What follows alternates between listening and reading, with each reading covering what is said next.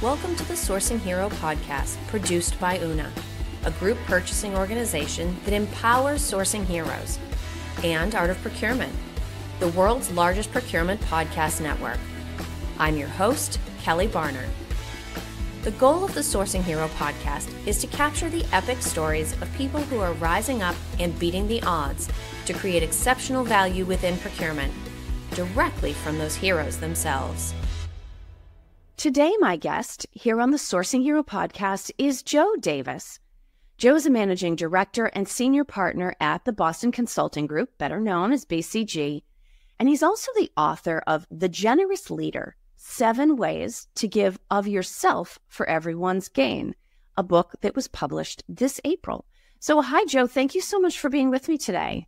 Hi, Kelly. This is great. Thank you for having me. Absolutely. I talked a little bit about the role that you hold and also the book that you've published.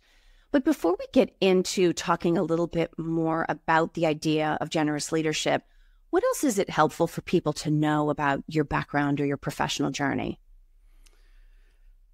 That's a big question. I'm not 22. But what I think I'd tell you here, it's interesting, the book, I don't want to talk all about the book. We can talk about the concept of a generous leader. But one thing I stress, and I'm just going to tell maybe really quickly a couple of personal stories, is the value of being honest, authentic, or vulnerable, whatever word you want to use. And we can even talk about that later. I know it's a whole tricky concept depending on, all kinds of things where you're coming from. But I think if you asked about me, there was luck and hardships that were probably quite useful if I look back on that topic. I'll try to go very quickly. My parents were divorced at 8, and I thought it was my fault, but I still made it through. Then I got married when I was 23. I cried through my entire vows. Oh. And my wife was clear and strong, and the minister had to say like 6 words. I'd repeat them. And I was so embarrassed, 23-year-old male, this shouldn't happen kind of thing. And but the feedback afterwards was amazing. You just went, it was amazing. Oh, Joe, so much love, so much emotion. Then a little bit on the more sad side, my mom died when I was 30. And there I cried this time when the 3 brothers were talking. I couldn't talk. I just literally sobbed. And the minister said, well, Joe, don't worry, because tears are the fountains of love. And of course, as happened at my wedding, the feedback was amazing around the emotion that was in the room, as opposed to what's wrong with you? Why couldn't you get to your talk like a 30-year-old guy should? And little funny one lastly. My wife, I took piano lessons when I was like 25. I'd take them when I was 8, 9, and 10. I tried again, and I was doing a recital with all the 6, 7, 8, 9 years old. And a little boy in the front row leans over, and I'm plucking away. He's really nervous, isn't he, Mommy? And yes, I was. These are all, some of those are fun, some of those are sad, but they're all, I would say I was blessed, actually, even though some of those are quite sad, to go through hardships like that. Early on in my career, didn't even think about the impact on me, but the ability to be emotional, be authentic, be myself was reinforced so powerfully. And I always say that, just something a little unusual in the context of my leadership. Because I think that actually helped to be, a caring leader, and we can probably talk about it, but also obviously one that got results, or I wouldn't have moved along in career. Absolutely. Well, and it's interesting because, and I did not know these stories, so I'm sort of responding to them in real time. What it actually makes me think in each of those stories, and I also think it's true generally speaking about leadership and also about generosity, is that all of them are shared experiences, right?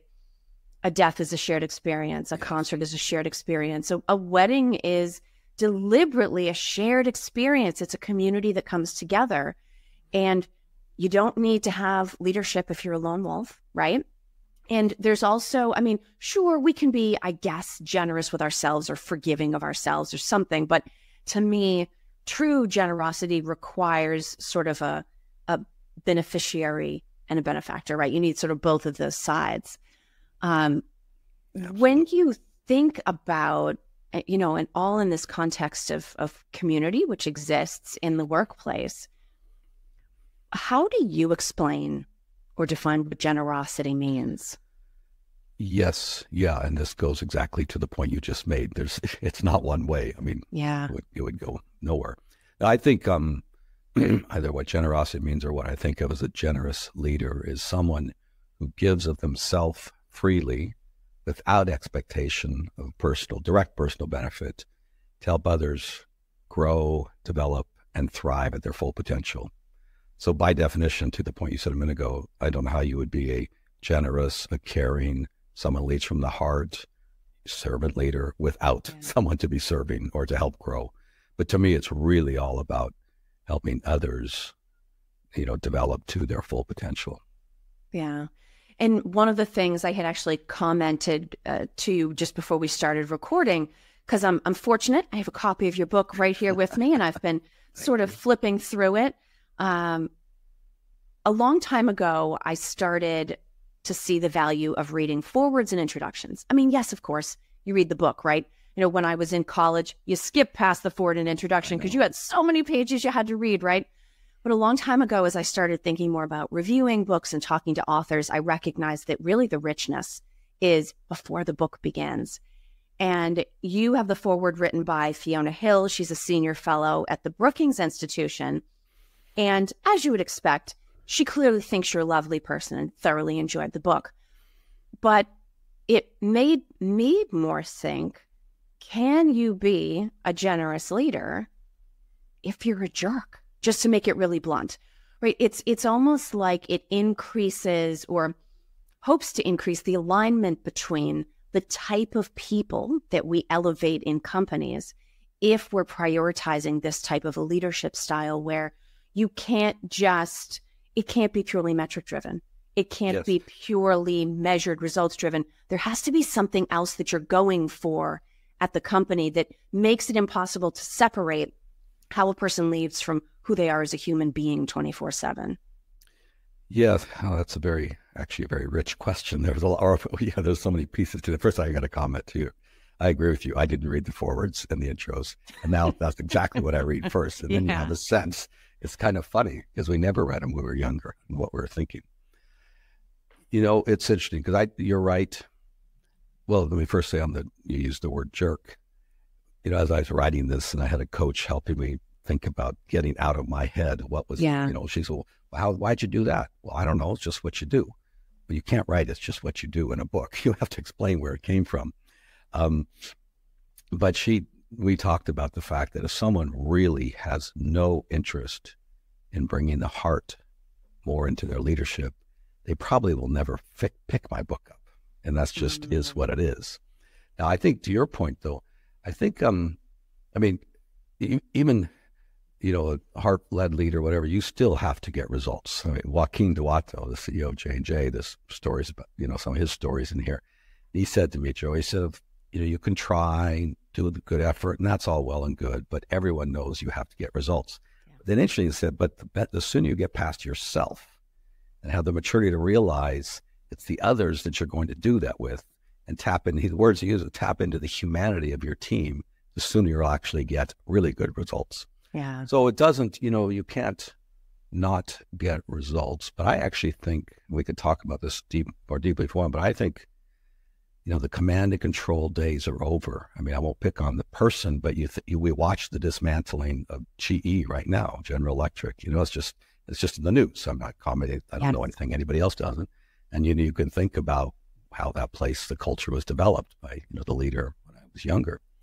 I think the days of that kind of leader are more limited. I mean, I interviewed a number of senior executives. Every one of them was a very good listener, worked to connect with their people. I mean, it just was consistent. So I think you're right. If you're a jerk, that's a really tough word, actually. That's a harsh, I'm just going to make it very clear. Yeah, that's very clear. Ends of the spectrum. Yeah. If you're that, but I actually don't believe you'll make it to the top anymore. And now someone will argue, well, what about some of these tech, I don't want to name names, tech people who have a reputation? I would say, well, they're technical. I'll pick on Stephen Jobs because he's a technical genius that came in and fixed the technology several times. No one ever loved him in the company, I think, and he got fired several times. In contrast, that was Satya Nadella, who came in and fixed Microsoft after, well, Bill Gates there forever, but some leaders that were known as tough people. Yeah. And, he brought all the skills of a very talented manager and a real deft touch on how to drive a culture to a different place, innovative, but also really teaming together. So you're right. You won't pick my book up if you're a jerk, unless you want to say, hey, maybe how do I be a little bit less of a jerk? Or hit yourself in the head with it. That would be but you do need the other option.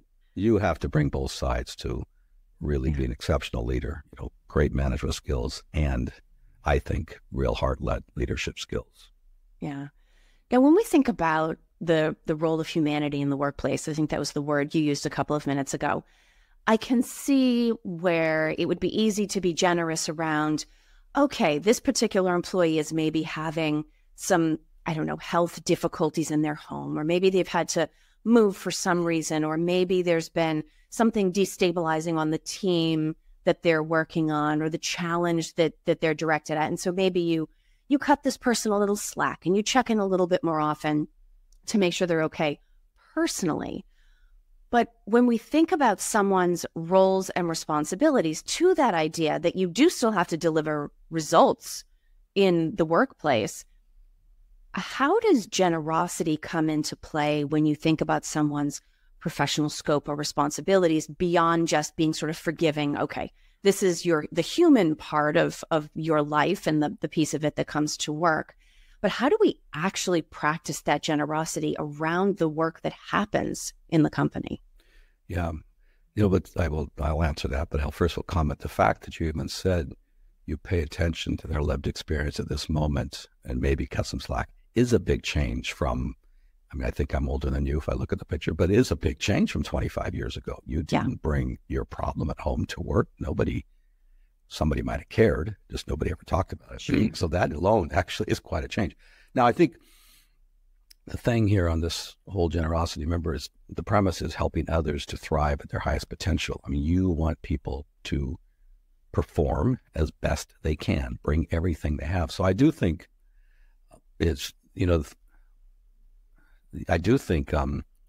part of what a real good leader is doing is helping to develop and grow their people, which, means a couple of things. It means you take the time to know who they are, recognize them, recognize their strengths and the weaknesses, and complement the things that are going well. So you create a relationship together. Then you do identify, which takes a bit of work, their strengths. I'll tell a story. My mentor many years said to me, Joe, I could put you, I could have a room, 4 walls, no way out unless you solve this tough analytical problem. I could put you in there, I could put another person in there, this other fellow in there. You, unfortunately, would probably never get out of the room. Well, that's harsh. He would solve the problem and get out every time. But however, when you come out, he would never drive the change or get done whatever it is the inside developed. You would get it done every time because you team well with people. I know my weaknesses. I surround myself with, those smarter people because they can. So, there's something about really understanding somebody's strength. You don't necessarily have to tell that story, although I thought it was very clear, although maybe I didn't at the time. And then, and you really help people leverage those strengths to work on the development areas. And then one more point, Mike, is I use this word mush feedback. You don't help them grow by not telling them what they have to grow. You got to be honest, you got to be direct. I once had another experience. There was 3 of us in the room. One person was not going to make the next level. And his rep, the career rep was saying, well, blah, person was going on and on and on. And it was just really, even I thought, what are you saying? We're telling the person he's finished. What are you saying? And finally the person looked over me and said, am I being fired? I said, yes. He said, oh, okay. Then we talked about how sad it was. But, okay, thank you. Now I get where we're coming from. So it is so important. Identify their strengths, which takes work. You can't just, really help them use those and then give direct, honest feedback.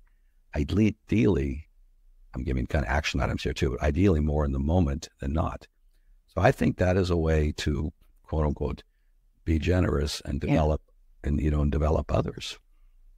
Now, we talked a minute ago about sort of this huge range where you've got a wonderful, generous leader who's also effective on the one end, and my extreme of somebody being a jerk way on the other end. There's a lot of ground in between those 2 points. And so while it hopefully creates a lot of opportunities to have teams without jerks on them, it also creates a lot of opportunities to have teams that are not bad, but where there also isn't necessarily generosity. Can you give us a sense of what it might feel like if you're not in a situation where a coworker or a boss is a jerk, but where generosity is still also lacking, sort of that part of that middle range of the continuum? Yeah, that's an interesting question. Never had that question before. But I think about, you know what I will say here. You could have a set of great people working together as a team. I mean, very nice people and good people and all that. Maybe some some of them very talented, but your definition is saying a little bit of just good, solid people. Yeah. And the whole group could be stuck. And then stuck because they're not sure where to go. And unfortunately, no one is generous enough, vulnerable enough to admit, I don't know where to go. Or more importantly, the leader isn't. Yeah. I'll tell you another very interesting story. A friend of mine at BCG said to me, I said, well, when did you cross your line into being a little bit more vulnerable? He said, well, Joe, I was always afraid to admit I didn't know. And if we were in a team room and working on some stuff and I could see that they're going to be stuck and turn to me, I would maybe leave the room before I said I didn't know. Now, that's a pretty unproductive team, to your point. Yeah. Even though everybody's a good person, everybody cares.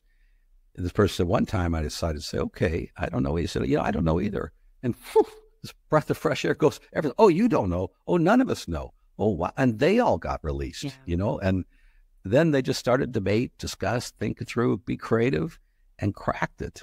So, if I define why I started there, part of generosity is, being a bit honest, authentic, and vulnerable if you have to just to release and free others. I think that's a very powerful way because then you've just unleashed the power of the team. If there's no individual that can crack it, which is not that many individuals that good, then you release the power of the team. And usually the team can crack it if they're working like that. Yeah. When we think about teams cracking challenges, I'm going to make an extremely obvious statement here. The world's had a tough few years. Oh. It's not been easy, right? And I will say for the vast majority of this listening audience, which is either in procurement and supply chain, some things have returned to something that resembles normal, but there's still been an awful lot of difficulty and challenge that has continued. I mean, it's easy to point to COVID, right? That shook the world up. But even looking back a little bit further than that, we can point to the recession of 2008, 2009, right? There's been a whole succession of difficult times, even going back to 9/11 or the crash of the dot-com bubble. How has sort of this collection of macro events that goes beyond any geography, any industry, any company, any person inspired you to want to emphasize and talk about generosity? Well, I've looked, and it's even accelerated more recently. I mean, you could say 2008 started, then of course COVID, George Floyd, and now 2 different wars. And I mean, it's, climate was there the whole time, but accelerating. And the other thing, of course, with all of this is whether, technology / social media. I mean, you can wake up in the morning, grab this thing, and now I know, oh, somebody was shot yesterday. Oh, blah, blah. It's in our face. And that wasn't, if I didn't open the newspaper, I didn't know what happened yesterday, or if I didn't turn on the 8 a.m. news or 7 a.m. news, which may be good or bad, I don't know. But it was less stress, because you could. So I think one thing is that this is causing people, all of us today, their data is definitely clear that the younger folks, there's more stress, there's more uncertainty for themselves or somebody else. I mean, my daughters say, don't talk about this. I have one daughter with 5 children and one with 3. And they say, Dad, just please do not talk about this, because they're sitting there looking at their children thinking, where is this thing in 20 years? So I think it's given that level of uncertainty, if I'm, put it that way, or of anxiety, which I think the data would prove, you do need a leader who's going to spend the time to connect with the people. I mean, you made a point a minute ago about, their lived experience, whether it's just what happened last night or whether it's much deeper. At least make an effort to understand that. And very importantly, really listen to where people are coming from. I mean, the other thing you said, COVID's obvious, of course, but the work-life blur because of technology, and then That's COVID right. just drove. I mean, I'm in a hotel room. Well, you're at least in your office, but you're probably at your home. For a while there, someone was on their bed and someone else on the couch, and you're working with. There is not a separation of work life. I don't know if that's true in any company. Mm-hmm. So you really have to, as a leader, recognize that you're now dealing with the person, the whole person. Someone told me yesterday, a friend of mine had a book launch party for me in Seattle, and she goes, I started a company and hired this person for this capability. Then I realized, I get the whole person, not just that capability. She's a very gracious person. She figured out how to help them and generate. But it's like, I thought something, I get the whole person. The whole person comes. Yeah. And if we want them to start long enough perform at their best, we've got to tap into that. And the other thing is, even with COVID, the hybrid and all this, it is easy for the best to move. So, if you want to be a leader who wants to drive your team forward and your organization and whatever, and yourself indirectly, you've got to hang on to the best. And if they don't feel supported, they don't, there's another but out there for the best. Well, actually, the unemployment rate's so low, there's a job out there for everybody if you want to do it, and can find it. But there's options. Yeah. Now, one of the other things that we've sort of come close to a few times in the conversation, but we haven't necessarily called out directly. We've talked about the idea of a generous leadership style, but then we've said, okay, but you also have to deliver results. Is there a way to bring those two right together so that they're one and the same? Is there a way to try to capture and reflect an ROI associated with generosity, either in terms of how the results beyond generosity might be better, or in terms of way that if you as a leader can regularly practice generosity with your team, with other teams, with external parties, that it could come back to you sort of as a either pay it forward to someone else, pay it forward to yourself.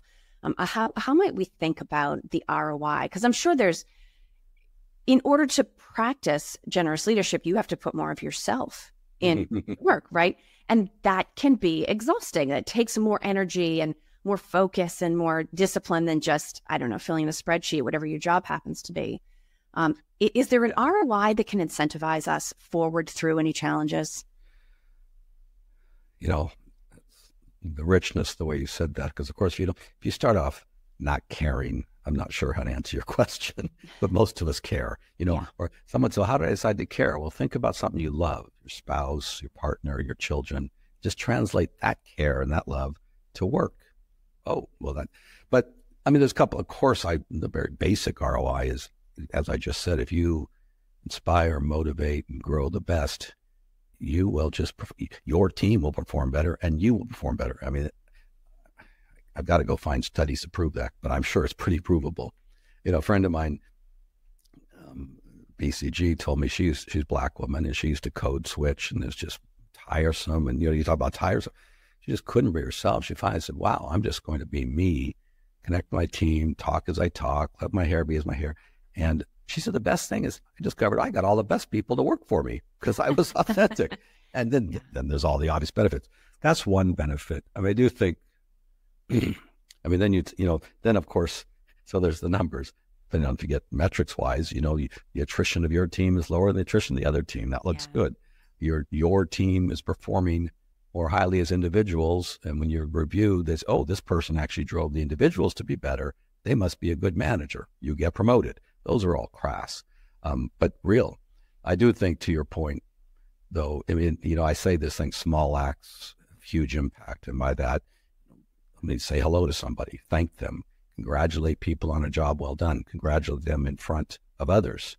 Those things make the person feel good. And quite frankly, you feel good.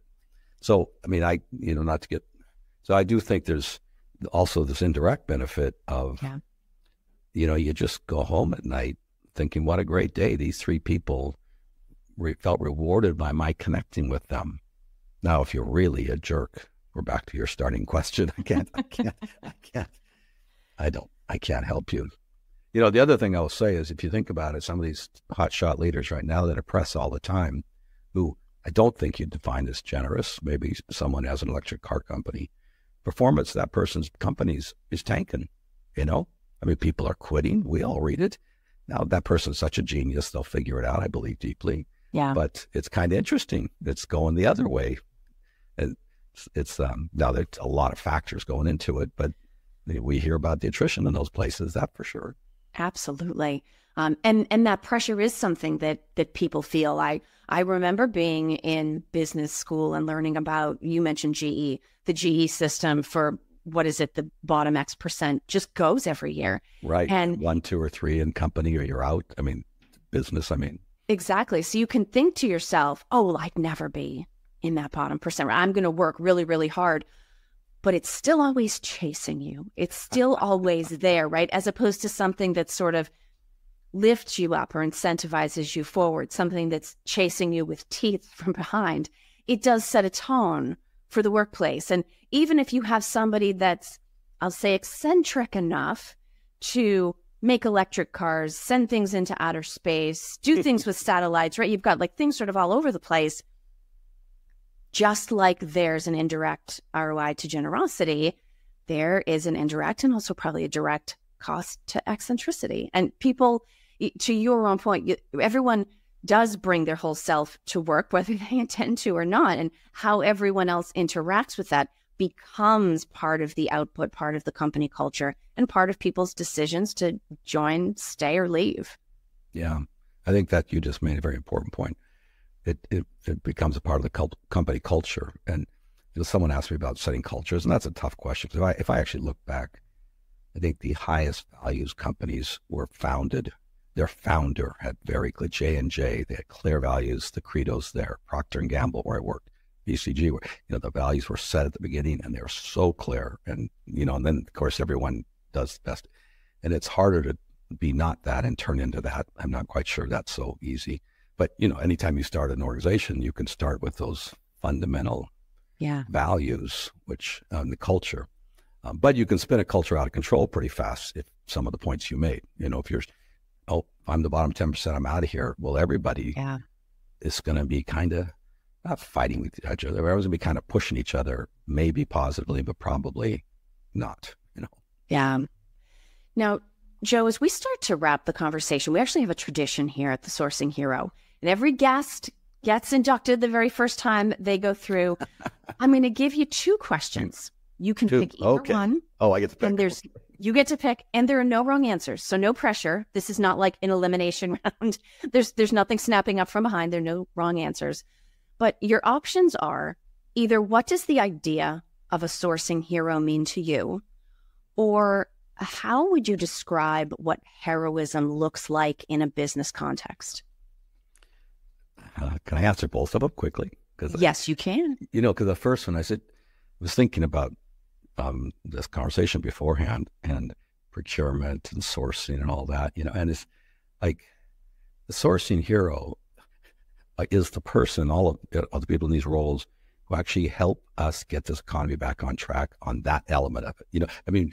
You commented on it, but the supply chains are fundamental. Whether you care, whether inflation, you like it because it means someone might lose the election, or you don't like it because it's the source. There's a lot of reasons for it, but this whole so a sourcing hero is that group of people really driving that sourcing, the supply chains back to where we all want them to be. That's very specific, but it actually would be quite material to this world, not this country. Heroism in the business context, I just think it really is somebody who spends their time ensuring their teams and their people thrive at their full potential. That is the hero. And what's a hero? The fireman goes in and pulls them out of the fire. That's very dramatic, but it's the same thing. Let me go in and ensure you perform at the best you can perform at and feel good about it.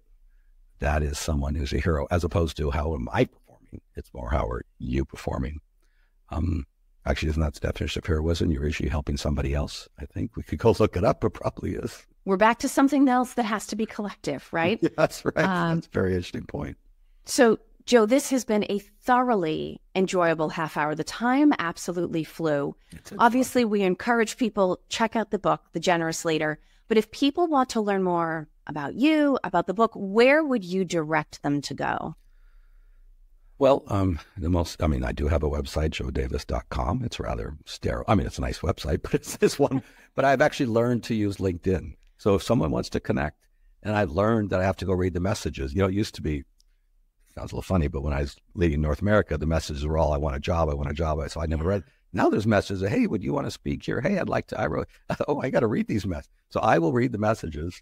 Then I'll tell you to send me your email, and then we'll communicate if it makes sense. I don't like to live in LinkedIn, but LinkedIn is, Joe Davis BCG or Joe Davis. Someone can find me somehow. Awesome. Well, Joe, thank you so much for being with me. This was a terrific conversation. Thank you for listening to this episode of the Sourcing Hero podcast. Join us again next time for more true stories of sourcing and business heroism performed by your colleagues and peers. Look for the Sourcing Hero wherever you get your podcasts, and don't forget to subscribe. Finally, don't forget, sourcing heroism is taking place all around us every day. Keep your eyes open and you're bound to see it. Until next time, I'm your host, Kelly Barnard. Stay well, and always remember that you can be a hero too.